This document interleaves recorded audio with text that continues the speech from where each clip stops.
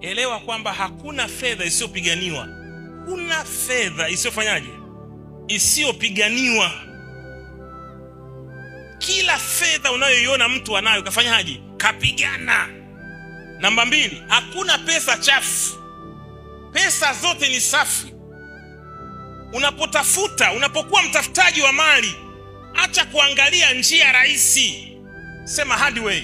Njia zote ngumu za fedha ndio halali kwa wanaume, ndio halali kwa wanawake watafutaji. Njia ngumu.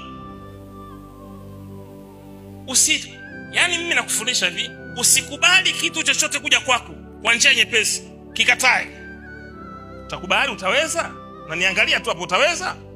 Usikubali kitu chochote kizuri kije kwako kwa njia nyepesi. Wako watu wamekufa kwenye familia kwa sababu ya pesa. Mtu kamtoa ndugu yake. Wako watu wamekuwa vilema kwa sababu ya pesa. Wako watu wamepata ajali kwa sababu ya pesa. Pesa imeua watu. Wako watu wapo kwenye kaburi kwa sababu ya nini? Ya fedha. Fedha ni hatari. Acha kuwa na fikra kwamba unajua hizi ni pesa tu naziacha. Ndugu yangu, bora uzishike kwanza ndo uziache. Sema amina. Mimi nataka nizishike kwanza ndo niziache.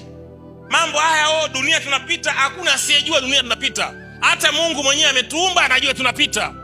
Lakini isiwe ni sababu ya kigezo. Tabia za kimaskini hizo. Hayo magari haya yanapita. Kwani Mungu hajui? Hayo manyumba mtayaacha hayo. Utaingia kwenye kaburi. Futi 5. Hata ingekuwa futi 1. Niingie kwanza kwenye nyumba nzuri. Sema amina. Hayo ni maneno ya watu walioshindwa kimaisha. Ni maneno ya watu wasiotaka kutoboa, wavivu wa maisha. Mtu ambaye sio mvivu wa maisha hawezi kukubali kulala chini. Lazima awe na fikra kwenye kichwa kwamba nataka kuwa na nyumba yangu, nataka kuwa na usafiri wangu, na biashara yangu, na kampuni yangu, na pokea in the name of Jesus.